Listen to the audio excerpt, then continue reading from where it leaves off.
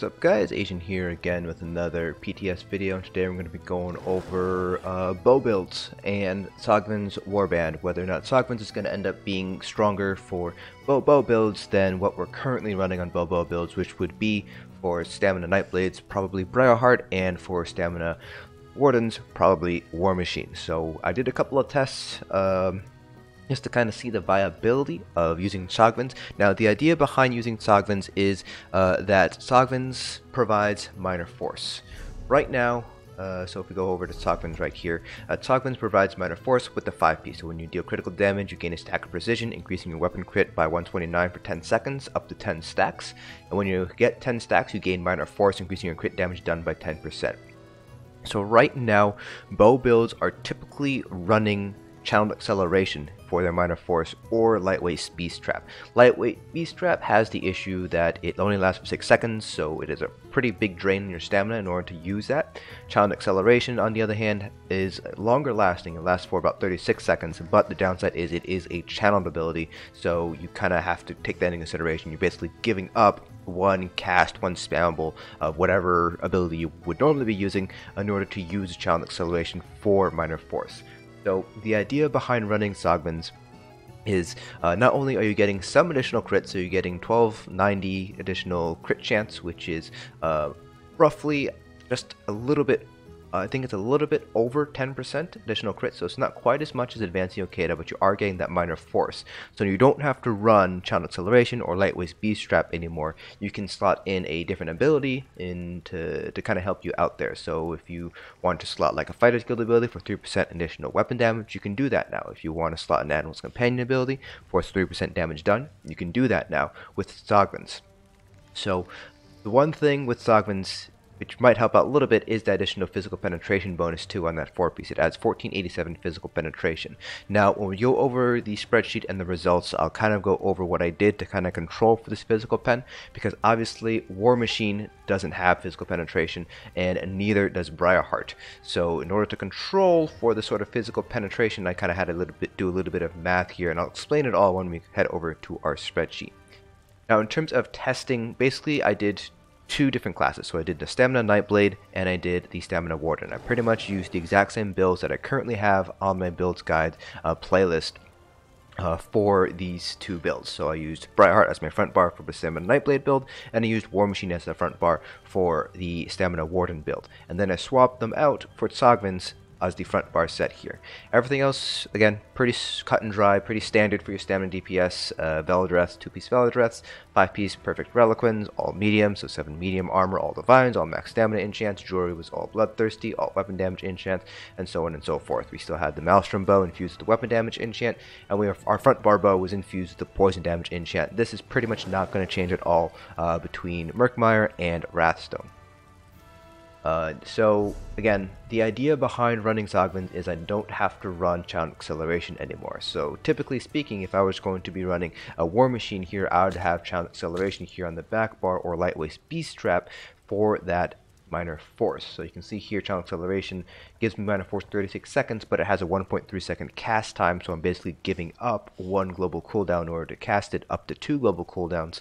So I'm basically giving up 2 light attacks and up to 2 abilities in order to use channel acceleration. It does help out Earth Sustain a little bit because it does use Magicka here, but the idea with Tzogvins is now I can replace this ability with, in this case since I'm on a Stamina Warden, I can replace it with something like Bullnetch for additional 3% damage done with the Advanced Species passive here. That does also mean that I am going to eat a little bit of sustain just because I'm not running channel acceleration anymore, so I will not have that sort of 1.3 seconds to kind of get my stamina back, but that's a small price to pay if this ends up giving you more DPS overall. So again, the bars are pretty much what I was running on my Stamina Warden or Stamina Nightblade builds on the build video playlist, so if you guys want to go ahead and check that out, you can certainly go ahead and do that. Rotation remained exactly the same, so between both of the setups here. So the only thing that I did change out here in terms of the builds was our CP and our Mundus. So I used the Shadow Mundus for all of these tests in order to make up for the penetration that I lost from not using the Shadow. I did end up dropping a couple of CP, so Master's Arms was 56, Thaumaturge and Precise Strike was at 52, and Piercing was at 61. Mighty was down to 49. So I did have to make a couple of sacrifices here in order to use the Shadow Mundus. I'm still going to be playing around a little bit with bow builds to kind of see whether or not the Lover is going to be stronger, so I can take points out of Piercing, put them back into these nodes, whether that'll be stronger, or I can remain something like this, using the Shadow and putting more points into Piercing.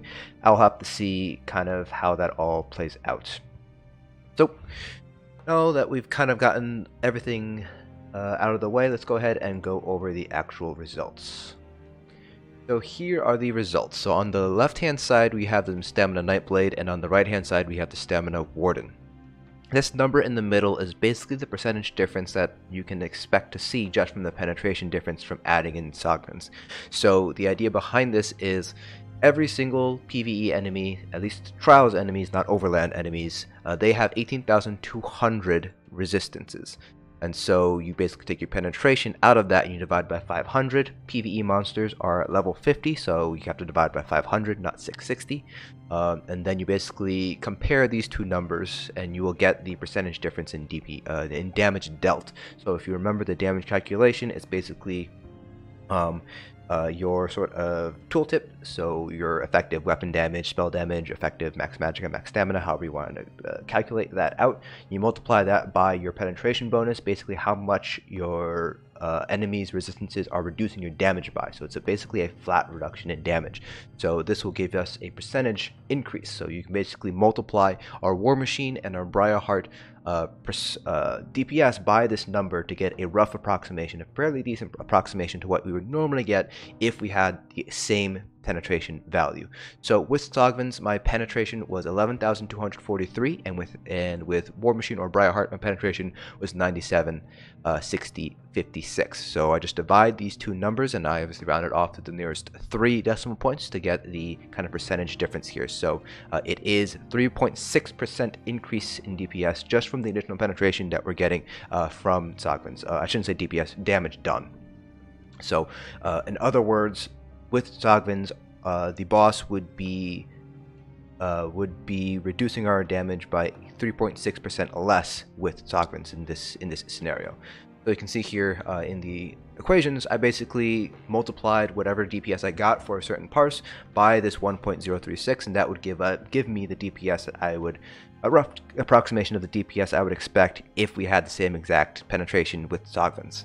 And we can see here that Briarheart compared to Tzogvins, we pulled 3.07% more DPS on Tzogvins in both the Stamina Nightblade and the Stamina Warden parses. So in terms of pure single target DPS, yes, Tzogvins is going to be stronger, and that is because you are getting that additional minor force. You're getting back basically 1 to 2 global cooldowns before not having to cast Challenge Acceleration.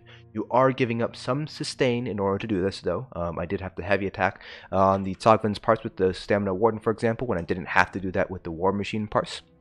In addition, with the Stamina Warden specifically, you kind of have to weigh that Major Slayer kind of utility there. So while you are giving up some personal DPS when you're running War Machine, you have to remember you're also giving Major Slayer to 2 other people in your group. So you're giving 2 other DPS, Major Slayer, which is a big boost to their DPS. So while you would be taking, in this case, about a 1.5k personal DPS hit, based on the self-buff test, it'd probably be close to maybe 3k with raid buffs and things like that. You would be increasing 2 other people's DPS by probably about the same margin. So you'd be increasing 2 people's DPS by, let's say, 2k to 3k. So you're basically giving up 3k, but you're gaining, in terms of group DPS, 4 to 6k. So it's a net gain in DPS. So that's just something you want to kind of keep in mind if you're trying to decide between War Machine and Tzogvins on a Stamina Warden bow build. That War Machine Major Slayer proc that can be applied to 2 other people might end up overweighing the loss in personal DPS there. So just bear that in mind if you do want to bring a Bobo Stamina Warden to a trial. So generally speaking, yes, Tzogvins I think is going to be probably the best front bar set for Stamina Warden, Stamina Nightblade bow builds in Wrathstone. Now again, I do need to see whether or not this Shadow with 61 points in Piercing is stronger, or Lover with 28 points into Piercing is stronger. I believe that's what I normally have. So I do need to test that out, but expect bow builds to be coming out once Wrathstone goes live. I will obviously be releasing kind of quote meta builds first, but I will kind of update the bow builds as well as the werewolf build and some other builds as well once those builds are up and on my channel. So be on the lookout for a bow build coming in once Wrathstone releases, probably that week after Wrathstone releases, or possibly 2 weeks afterwards, depending on how quickly I'm able to get through all the build videos in a timely fashion.